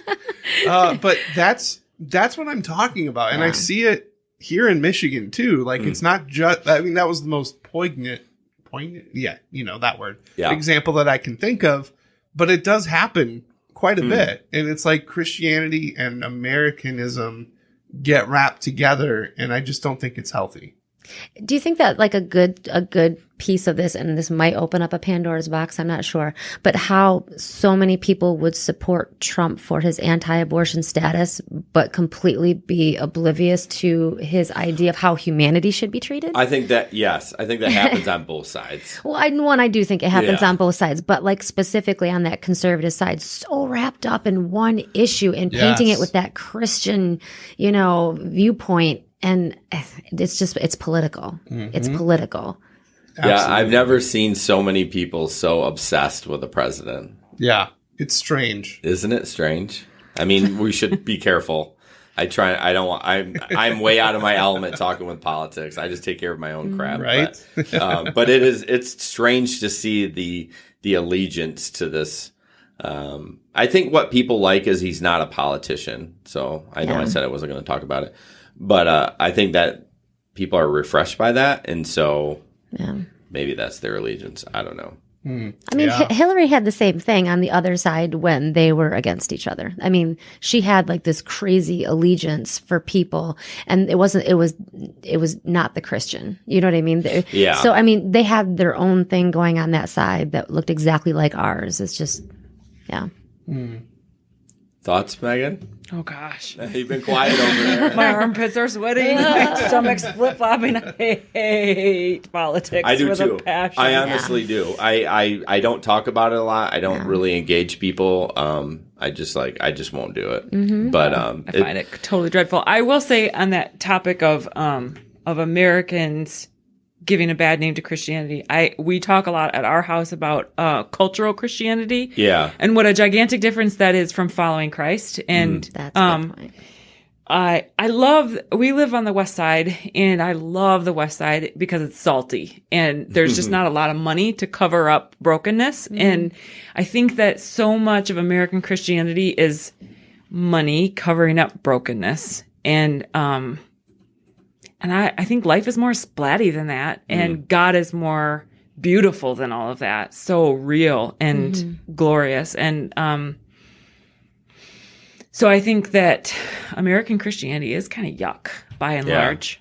Well, and even like just down to geographic, differences. So here on the west side of the state, it's a whole other ball game than what's happening on the east side of the state. And although I wasn't a Christian then, I had Christian friends, and it looked different. It looked like a need instead of on the east like, side. God is kind of blessed to have us follow him. Yeah. Oh, You can tell by my rustic chic home and my aviators and my, my navigator. He is a lucky God. Yeah, it's a good way to say it. I mean, I will just put the ugly out there because I can't stand it. I can't stand it. It's painful. It's painful because once you realize that we're all terribly broken and wounded human beings, it's garish to see the facade is garish. Oh, our church is going through a transition right now where we're looking for a new pastor because our head pastor retired. And I think what we're confronted with right now is that we are a group of people and not a community. At some point, we used to be a community and we used to do things together, and the brokenness was very much on the outside. We have a huge recovery ministry at our church. Recovery is my favorite group of people. Straight up, we have AA, we have Sexaholics Anonymous, we have Overeaters Anonymous, we have we have everything that they do. And right now, as we're looking for this, we're trying to figure out how we connect to one another so that we can have that vision for whoever is incoming. And I think, from my perspective, and it could be just my perspective, but we are a group of people. We've stopped leaning on each other because we become so self-sufficient in our Americanness and our West Michiganness and we're non-confrontational. Don't put your shit out there where people can see. And obviously I'm not like that. If I got something ugly, I'm going to show it to you. So it's funny. Our current congregational pastor was, we had a meeting a long time ago where we shared ideas that would be helpful in the sermons to our old pastor. And he asked me, he's like, was there anything that you didn't say during that time that you want to share now? And I was like, dude, have you met me? Have I ever left anything unsaid? I'm like, but there are new ears, so maybe that's helpful. Yeah. But that's not a common thing. And I remember that meeting, and it was, I was throwing things out there that were just uncomfortable and putting our church under the scope, saying, when did we lose touch with each other? We have pockets, but as a church, and in this transition, it's a weird time. I'm not going to lie. Yeah, I think we just get comfortable and we don't experience. We're so blessed with our homes and our heat, and we just don't ever get uncomfortable. Like we think we're uncomfortable, right? Awkward moments, or the power goes out for 2 hours. But I think it really kind of. underprivileged countries, do you think they have a better connection to Christ than we do? Like, I Yes. wonder. You think about the people who are Absolutely. like hanging out and like deathly afraid that someone's going to find out that they have a copy of the Bible and they Yeah. huddle around. I mean, do I think that they are desperately in need of a savior in a way that is completely foreign to me? 100%. Yeah. Although I've been in dark places. I like how you said the dark hour of your marriage. I remember the times when I fervently prayed. It was do or die kind of prayer. Yeah. Yes. But that would not be my total life of prayer. It was in those low moments. So I think that you mentioned the recovery community, and we have close connections with several recovery communities at our church as well. And I love this demographic. I love AA, and I think what I like about it is that there's a lot of language and there's already some work going on understanding our brokenness and stories and just confronting our own lack of ability, right? They teach those 12 steps in our church sometimes from the pulpit on Sundays during the day. I think it's a fantastic model for sanctification, for growing in our faith. Because to me, and my husband and I talk about this all the time, surrender is such a key part of following Christ. Like surrender is what it means to follow Christ, dying to self. And I firmly believe that resurrection is on the other side of death. But one of the lessons that I'm learning right now is what follows resurrection is more death. Like you're resurrected to die again and again and again and again and again, because there's so much ego that we have to die to. And it's like coping mechanisms that served us for a while.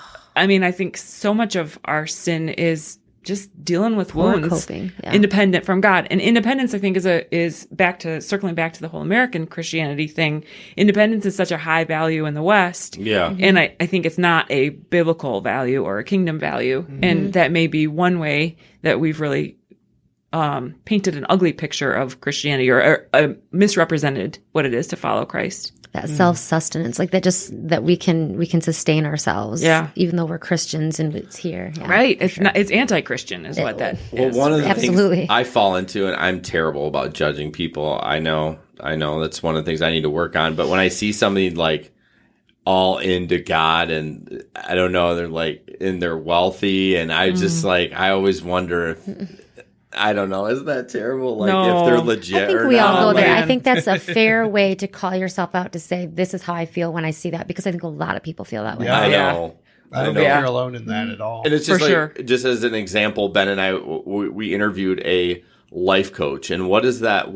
What triggers in your mind when you hear the word life coach? Like, My job that I want to have one day. Well, in that case, maybe I shouldn't say. moving on. Yeah, right? No, Did I'm I just kidding. roll my eyes out loud? That's what I feel. But yeah, I mean, that's the reaction, right? Like, oh, you're a life coach. That's not nice. But then we interviewed him and it was great. But it's just, that's an example of like when I see somebody that's just super wealthy and super like on fire with Jesus. And it's terrible that I think that, because they truly, I hope that they are. But I mean, I feel like sometimes it can be a facade. Yeah. That's kind of dirty that I think that way. But Yeah. Ben and my wife Megan both have this like trust of everyone, and I don't know if it goes back to my childhood where I don't trust anyone until we are together, or you earn it. Yeah. I just don't like free will give you that. Like I feel everyone's gonna shank me and everyone's out to get me, and not like paranoid, but like until I know you, Yeah. I don't like. I'm stay away. Yeah. Totally hear you on that. I was just listening to a book that was really a good book. Jordan Peterson, I think is the name. 12 Rules for Life. I know him. He's been something. on Joe Rogan a bunch of times. Oh. I tell you, worthwhile listen. Yeah. And one of the things he talked about, this very thing. I am super trusting, and I think there's really not a lot in my childhood that would lead me to not trust people. Like my parents are the ones that suffered the abuse, and then they put me in a bubble. Thanks, Mom and Dad, if you're listening. It was a nice bubble. Thank you so much. Eric Carlson is listening. He says, Oh, "Go hey, Meg." Eric. So this is weird. been a How long do you know time. Eric? School 100,000 years ago. So Eric Carlson is Megan DeNeff's dad. Oh, that's funny. Wait a minute. Wow. He owns Irvine's Auto Repair and Grand Rapids Hybrid. Oh. They are actually a sponsor of our other podcast. All Megans Maybe are there's connected. more than one Eric Carlson. I'm in pretty this sure world. that's maybe it's not him. I think that is him though. How Maybe old they is just Megan? have the same name. Whoa. No, Megan DeNeff. Well, Show me, Eric. He says, "Go, Meg. You go, Meg." Thank you, Eric Carlson, whether I know you or not. You're just gonna take if the I compliment. if I do know you, howdy. Great to see your name again. If I don't, it's nice to meet you. Yes. Anyways. So, you know. Okay, so this guy though was saying that people like me who grow up in this bubble kind of walk out into the world assuming the best of everyone. Yeah, that everyone's gonna be nice to you. Yes, regardless. and that we all want to do the right thing if we just have enough information. And oh my word, I've been burned by that 1,000 times. I know. so what happens? I probably more. I understand your, childhood more, but yet I trust. I will totally take. If you tell me you are a good person, I will believe you. I believe that when I meet someone, and this was the hardest part about being in the American church. I don't rank high status wise. And I mean, and people, and it's not that bothers me. What bothers me is that other people will let you know that and they're okay with that while still being a Christian. What? So like I used to hang out with someone in our church and was very active, and we included everybody. And I'm not part of that group anymore for not any bad reason. It just isn't there anymore. And what's left, I feel like has way more, you are not our people. This is our village. It just feels way more separated. You mean that person in that group is acting like that? No. I just don't, I can't find a new version of that in our church. So a lot of the places where I volunteer, I don't feel that same sort of, it doesn't matter who you are, what you look like, what you bring to the table. You bring something. And I don't know. I still trust people. And so when I give myself to people and I believe that when I share with them, they're going to say, yeah, that's important. Let's see how we can use this. Instead, I'm seeing behind their eyes, okay, well, what's her education? Whoa. Did she grow up in the church? Is she from here? What is this and this? And is she this person? Oh, yeah, that's right. She drops the F-bomb. And you can almost feel that. And you can see that your relevance really depends on their judgment of you. Oof. Yeah. That's so dirty in so many different ways. Yeah. I went from feeling like I belonged, and that was my real first church experience. And I'm like, this is the kingdom. This is exactly what everyone's been telling me about my whole life about Jesus. I finally get it. Yeah. And that went away. And now I haven't felt that in my church. I'm sorry. In little tiny clutches, but as a whole. You can come to a live. So it's funny. Her husband hates the church because it's in like a Strip mall or something. Yeah, it's basically in like a building that has like poles in the middle of the sanctuary, and it's fine. I mean, there's no judgment You with have him. poles? You're in your sitting sanctuary. cockeyed in the room. You're not even Right. facing a straight wall. It's definitely not set up as a church, Altogether too free spirited. right? But I just think. I think you and Pastor Terry, like, you would just connect on him. You know so what many sucks? levels. I have so much to give. I have so much to give a church community. And I have so many ways I want to serve. And we need that in a life. And I feel like my serving has very little like effect. At your church? Yeah. Yeah. And I think because for me, serving is always attached to relationship. You serve with a board or you, whatever, you have a relationship with those people. And I don't have a relationship with any of the people that I serve with anymore. So my desire to serve and my, I guess, effectiveness.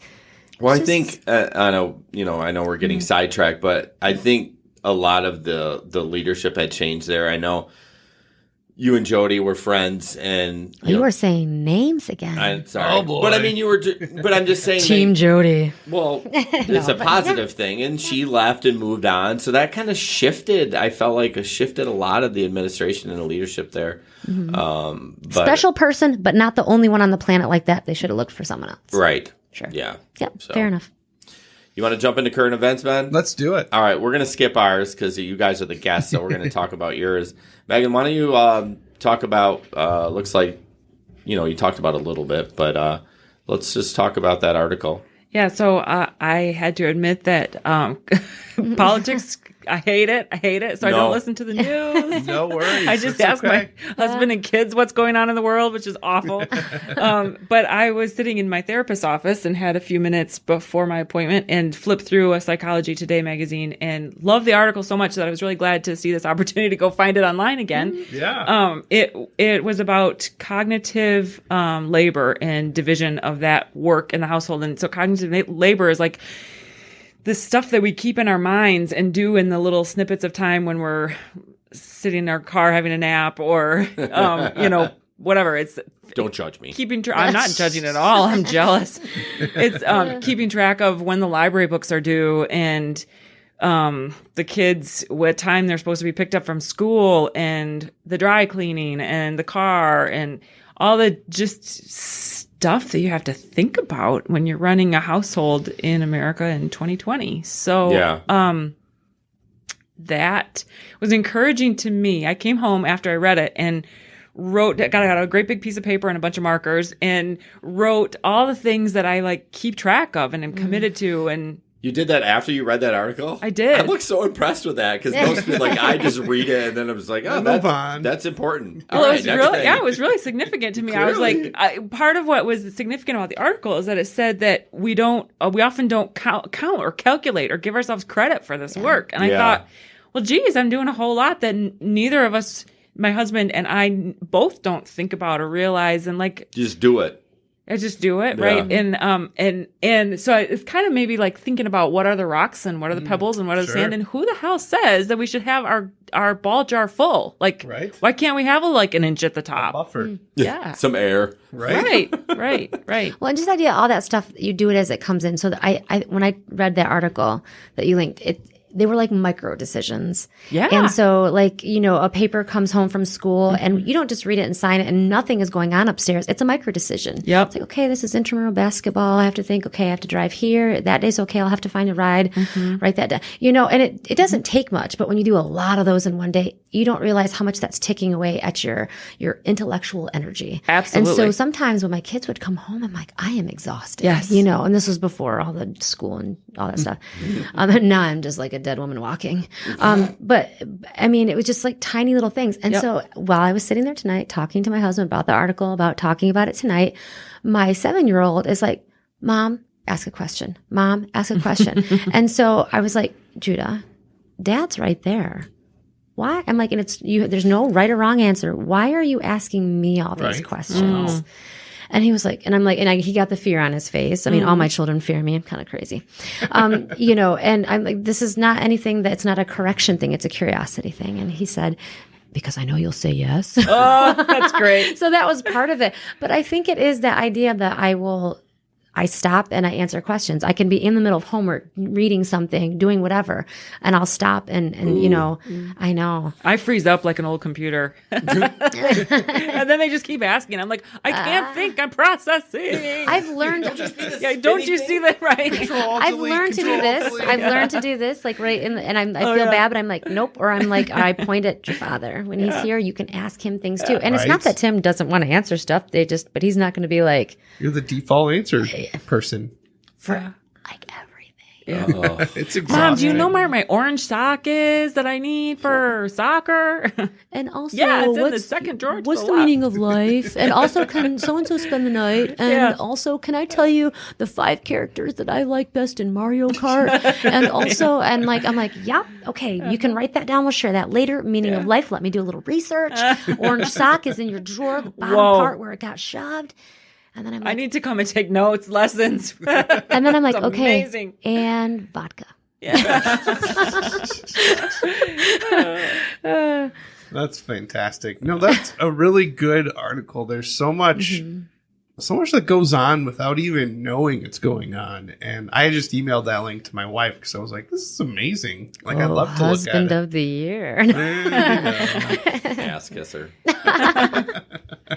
So Brandy's is a little bit more of a sensitive topic. It is a sensitive topic. And I like it, though. I'm excited to talk about it. So why don't you explain what it is? Well, I was in the car and I was listening to NPR because I'm a total junkie and hippy dippy radio. I love NPR. So Okay, here's good. the thing. Although they've been doing politics so much that I'm finding myself turning it off. But at least they do it with a nice voice. They Yes. do. And now today on NPR. That Megan Molly Shannon. loves, my wife Megan loves NPR. And I'm like, they lean really left, right?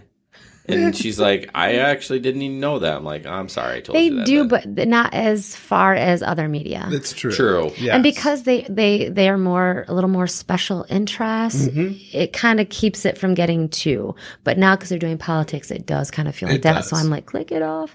So anyway, I was listening to it on the way to school.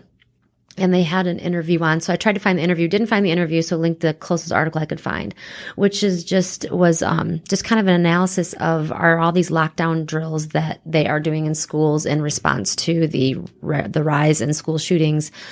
Are they helpful or are they harmful in that do they actually traumatize children for something that most likely will never happen? And so they had a lot of people on the interview talking about, teaching children this lockdown process at age appropriate levels. So like it starts as a game and, kindergarten and first grade and all that. And up until high school, that's when they're working into, okay, this is how you would actually fight someone, or this is how you would whatever. So I asked Judah, my 7-year-old, because obviously I ask him a lot of tough questions, poor kid, saving up for his therapy. I just asked him what his lockdown drill looks like. And there's something they put over the window. Mm-hmm. They close the curtains. They go over by his teacher's desk. They all hunker down. They have to be quiet. And I asked him, I'm like, does that scare you? Do you think more about a bad guy in the school after that happens? He's like, yeah, for about a minute or two, but I don't like the tornado drills, Mom. What happens if a tornado takes me away? So in a way, his response, like when I read this, I'm like, oh, I totally agree with the article. This does sound traumatizing, especially if they're using like bang bang noises and things like that. But my kid was just like, nah. Yeah, I've never heard my kids talk about an active shooter drill. My kids do it.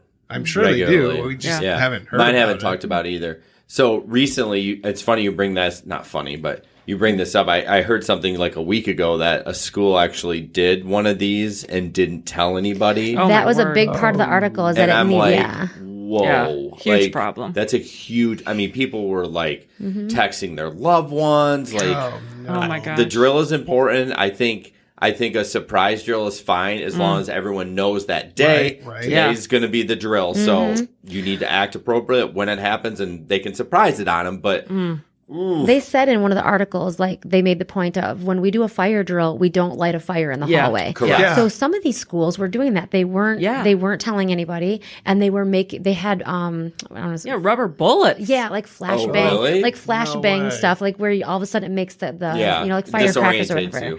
So that they had to respond to a noise. So I did ask Judah, I'm like, how do you know it's a lockdown drill? What do they say? Yeah.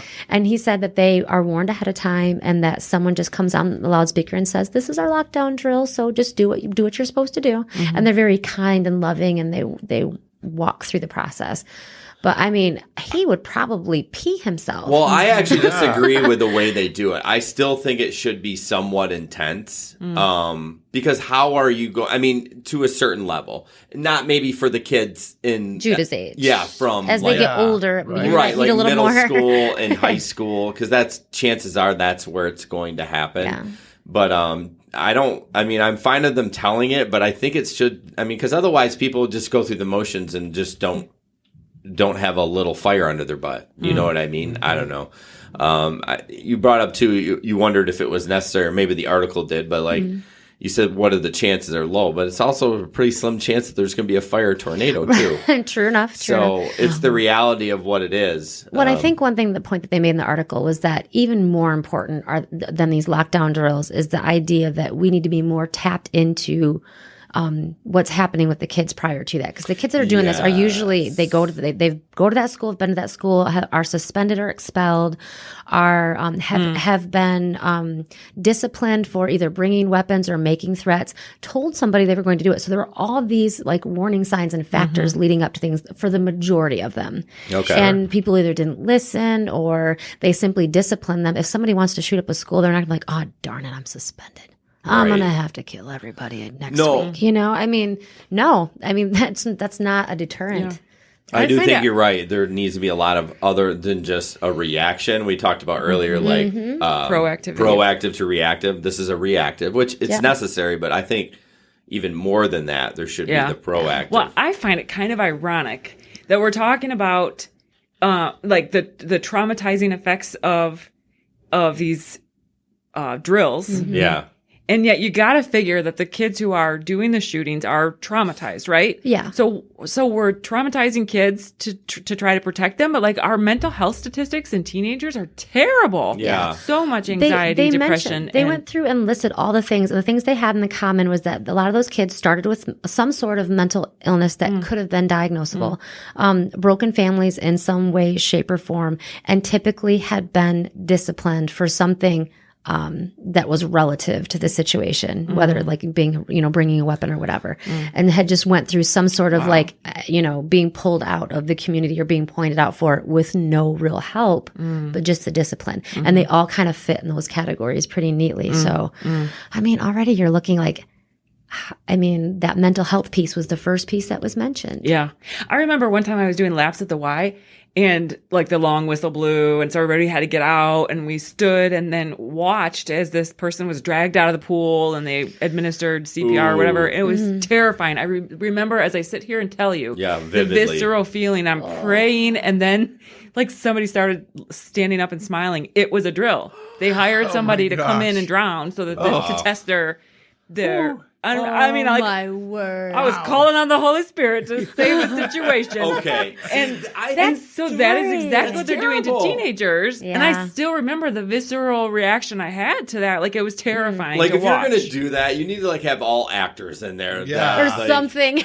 Right, but that's what they're doing to our kids. Well, Because you go through a response. Your body chemistry changes when you are Right. traumatized by something. Parts of your brain stop functioning so that other parts can start functioning. And there is like biophysical things that are changing in you. Yeah. they're not doing maybe that not through for the the drills, better. though. Well, I think that how I interpreted the article is that sometimes they're hiring actors and people are Yes. in There those are situations, there are I think companies that you that's can wrong. hire. Right. Oh, really? There are companies that they hire to come in and do these things and set them up to train them on lockdowns. Okay. To I don't do like the that. test drills the and- processes. Yeah. Where I think I'm grieved that we have to have lockdown procedures Yeah. and practice them, but I'm glad that they're practicing them. And if they're doing them as matter of factly as we did tornado drills and fire drills, Right. And according to age development. yeah, Yeah. then, okay, I that's the best you can do is practice. Yeah. Yeah, that's true. But we don't need to traumatize kids worse And the in other our practicing. Well, and the other piece of that was not only the mental illness and the broken families and discipline. It was also that most of the kids had been bullied at some point during school. And It's so just a huge problem too. Well, but then here's what I struggle with. What is a school supposed to do, or what is like those signs, like the bully? Like, are they just supposed to kick the kid out? Like, you got this weird situation where you're like, you want to help them, but you also think that they're a threat, but then they don't want to get sued by the parents, and like this whole rigmarole of issues. The parents don't give a crap, so they're not going to put the kid in mental health. Like, well, think what's about the school supposed to do? Think about That's a like great I think at question. our school, our social worker, I think works for several schools. I think the place that needs to develop is the staff required to deal with the increase in trauma that comes with children in today's schools. And I'm sure you probably are feeling this. And I have some friends where some of it, whether their kids are adopted or whatever it is, have experienced intense trauma. And the schools are pretty much saying, there's no place from here. We don't know what to do with them. This is a you problem. Yeah. No, it's not. It's not. You are part of society. We're trying to raise this child, trauma or not, to believe that they can be a functioning part of society. And you're saying, well, but not this society because we aren't, we don't have the people for that. Get the people for that. Well, they don't. They don't. I mean, they're understaffed, underpaid. Yeah. That's true. Yeah. And it's a catch-22. It's a catch-22 because then you got kids who are towing the line and their classrooms are completely disrupted by kids who are not able to cope and function. It's really tricky. It is. It's really tricky. We had to change schools over this issue. And so, I mean, it's so painful because the social justice part of me wants to say, yes, get every kid what they need. Yes, Right. every kid is welcome Me and too. included. And you're absolutely right. Get the staff. And you're absolutely right. There's no money. Right. So what do we do? They're complicated issues. And that goes back to who belongs in the home? Moms and dads. We need to attach our kids. take We it need full our children to circle. be, safe and not traumatized. And we need to be dealing with trauma and we need to be giving words. And whoa, it's a big job. I know. I feel like we're like drowning or circling the drain because like Yeah, there's so sorry. Many, no, Am I it's not you. despondent? No, just No, like, I think it's all because relative. I think about you talking about the home, and then I'm thinking, yeah, you gotta nurture them. Like then they're not going to be school shooters, but Right. but then there is going to be kids that aren't nurtured. Then what do we do with them? Yeah. Because literally, I look at my kids and I have 3 white boys, and I'm like, my children, just by virtue of being born into our family, Yeah. are at higher risk of becoming school shooters than other kids. Yeah, that's Yeah. a weird thing to think It's about. true, though. You know But what I if mean? you It's don't true. think about it and you don't consider that, and you think, oh, it'll never happen, then you're one of those people. And of Then course, we're back I'm to like, the drills. I'm paranoid. I'm like, it all could happen. yeah. Yeah. Man. All right. Well, we're going to start bringing this home. I could talk forever. I know. I'm having This so is much good. fun, I but then know. I'm like, if someone listens to our podcast and it's 6 hours, they're going to be like, I am out of here. You know Yeah. what I mean? Unless you're Joe Rogan, you can get away with that. Yeah. But, You guys are so close. So close. So close. We got our first sponsor. Right? Man, I think it'd be a super fun episode if we just had Brandi and Megan. Only Brandi and Megan. That would be Do you want to so start a much fun. podcast, I Brandi? do. I totally wanted to start one collecting stories after I did with you guys. I was so terrified the first time, but then it was kind of fun. And then I was like, maybe I should start a podcast about Collecting- Here's stories. your guy. Collecting But they stories, do that. talking to people. Do you So know much there is fun. there is a podcast, a story podcast? Is there? I know. Like, Well, what I do you love mean? Moth Radio. Like What do you Moth mean Radio story? and NPR is awesome. Oh, what is it called? Like, what's the gist of it? It's called StoryCorps, I think. Yeah. You just I've tell Is the that right? story? Yeah, that sounds Through absolutely NPR, familiar. Yeah. I think. Do you know what Megan has been listening to? A completely tangent podcast. She listens to a podcast where they describe a person that's a celebrity. She told me about this. I know. She was telling me too. I'm like, that's the greatest idea. Why didn't I Yeah. think of that? Right? Blows your it's- mind. I know. It's like a mystery, a murder mystery, but you're actually, Oh, it's not a fun. murder mystery. It's you're Figure out who this Basically, person they is. tell So- you this crazy story about someone, and Wow. it's got Their all these twists and turns. childhood. And then at the end, they Oh, that's reveal cool. it's a celebrity, and they tell you it is, and it's someone you know. Oh, and that's you're like, great. I never would have guessed that. Right. Who's that guy that did radio and he would always say, and that's the rest of the story? Or Chuck Oh. Colson. no. It's like Garrison Keeler, but not. No, Yeah. I know who you're talking You know what I'm talking about? Andy Yeah. Rooney. The Who rest is of the it? story. And maybe that's not what he said, but something. Yeah. Anyway. Well, yes, I think you should start a podcast, and you can come to my studio. Good podcast. You'll be our first guest, Jason. I will. Paul Harvey. Paul Oh, thank you. Harvey. There and we what go. is it that he said? That's the rest of the story. Yeah. Paul Harvey. Nice. He started Good this stuff. whole podcast thing. But yeah, where were we at? I totally. We were about to, I- wrap it up. I know. We were having so much fun that we didn't want to wrap it up. Every once in a while, I just be like, I just checked out. Where am I? That's I need all an right. adult.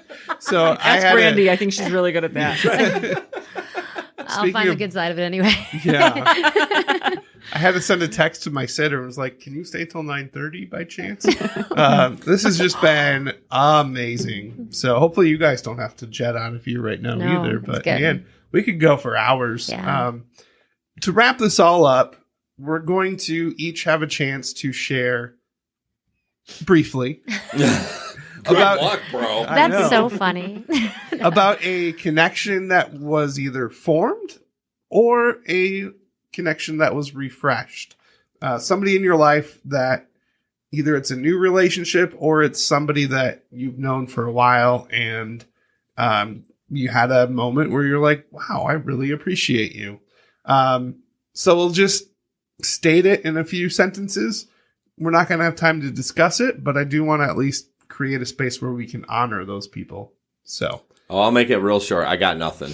oh, wow. I honestly Oh. don't. I just sat and looked, and I'm just like, I don't have anything, and that's okay. Yeah. That's That totally is. okay. You reconnected with you. Yes, I did. Wow. That was deep. In a dark closet. Oh, awkward. Well, for me, I would say it is 100% hands down my daughter. Oh. When I had my accident, it kind of started this dark corner that she turned down because here's the guy in her life who she sees as provider, as daddy, as the one who protects her. Dad's hurt and broken and can't do anything. She went to a dark place in response to that. And now that I'm better, she's been very cuddly with me. Oh. Like even in church today, she intentionally sat at almost the end of the row I was greeting, so I came in a little bit later, and I sat at the end of the row, and there's my daughter. And Andy leaned over, and she's like, she intentionally sat there because she wanted to sit by Dad. I was like, oh. And a couple nights ago, I was just on the couch, winding down, and she came downstairs and just laid by me. And so it's like so good to see that connection refreshed after going through such a dark time with her where we had to call in crisis teams and everything else. It's like, your tender-hearted, sweet little self is still there. So Listen, you girls. So that is mine. Who would like to go next? I think I kind of already mentioned it, but I'll just throw some more props his way because I think husbands can be very underrated. Sometimes you can just think of them as these aloof sort of male thing. Yeah. He's my protector, but he's, other than that, he's just a pole, Oh, that didn't sound right. Thank you. So throughout this whole school and work and all this craziness, the schedule's been crazy and I'm exhausted. So when I'm around him and when he's around me, I just don't even have like a lot to say or which maybe he likes. I don't know. But just, I don't feel like we're really connecting, but we're not fighting. It's almost worse than a fight. It's just kind of not enough energy, you know? So we went on this date night to the Henderson Castle in Kalamazoo and had the weirdest experience ever. And everybody in our tour group was weird and the tour guy was weird and like you had it together. We had a couple drinks and it was like us against the world and that's where we functioned the best. Fun. And we were loving it and we were just cracking up and just touching and like holding hands and I'm like, oh, thank you because I needed this. Yeah. I needed to get my greedy little hands on him and just appreciate him and just kind of feel like we were Tim and Brandi and not moving parts in this huge chaotic thing that we have as a life together that's so awesome, but is right now is just an exhausting phase. Right. Yeah. So I felt like I finally got to be with him again. Cool. Which feels good. That's great. That's awesome. Yeah. He's cool. I need to meet him still. He's real quick. He like up front, the very first meet, you'll be like, really? Who is this guy? Right? Yeah. But once people get to know him, they're like, he's so much fun. But like right up front, He's just quiet. Yeah. Like, he holds his cards very close to his very chest. close to his chest. Trust, yeah, that's his story to tell, but definite trust issues for sure. You're up, Meg. Well, I don't mean to steal yours, Brandi, but my husband's been gone since Puppy love. Wednesday Okay. with my 7-year-old. Oh, wow. And so it's been a girls' weekend and Mama's over it. Like we had our fun. Actually, it was a hard week. And like I said earlier, and I think his absence has reminded me just how much I rely on him for camaraderie and support and friendship and to absorb words. Yeah. He's actually a fantastic listener and just a really great best friend. So I'm looking forward to heading home. Yeah. Where have they been? They went snowmobiling. It's actually like a man tradition in his family. They've got a cabin up in the deep woods of the UP. And Nice. That's yeah, fun. I'm like, just don't tell me your near-death experiences until you're home and alive in my arms. Yeah. Or maybe just don't tell me. Yeah, right. Right? No kidding. Only tell me if there's a problem. Right. Right. No, I'll just so pretend everything was great. looking Yes. forward to being one big happy family again. Awesome. Or crazy family anyway. Yeah. So many adjectives in there that we're not saying, Yeah. but it's ours. Yeah, right. Yes. Exactly. Yeah. Well, this has been just a ton of fun. Thank you you both. for coming For out having and us. making this happen. We'll have to do it again. I Yeah, think. I'm trying to, like, all these different ideas are running through my head. Yeah. And I'm like, stop. I know. You're busy enough. Like, don't. Yes. So do stay tuned for our upcoming episodes that we will be releasing every other week. We did 3 Saturdays in a row of interviewing some really incredible people all over the country. Oh, wow. They dialed in and participated. We talked to therapists. We talked to people who are struggling with mental health. Maybe not struggling, but facing mental health issues. From bipolar to OCD to everything in between. We talked to authors, an ex-NFL wife. I mean, there are just so many different stories that we heard. So starting this week, we're going to do a rotation where we'll do an episode like this, normal format, followed by an interview. and every other until we run out of interviews, I think. You'll get to hear some pretty impressive, amazing stories. So stay tuned for that. And thank you to Brandi and Megan for being here and making this such an incredible episode. I think you guys both just added a ton. And should you ever decide to start a podcast, I'll definitely become a listener. And I will help. Thank you for having us. Yeah. It's been a delight. I find a lot of joy of helping people start podcasts. So Cool. Just saying. We're both like duly noted. Well, just so you know, this is way fancier than you really need it to be. So just throwing that out there. Yeah. Don't get overwhelmed. So, All awesome. right, guys. Thanks a lot. Have a good night. Boom. I didn't want it to end. I know. Oh, so fun. I know. Yeah, like I want to talk more. I know. Well, it's funny because I think I ignored the last name once I established that it was not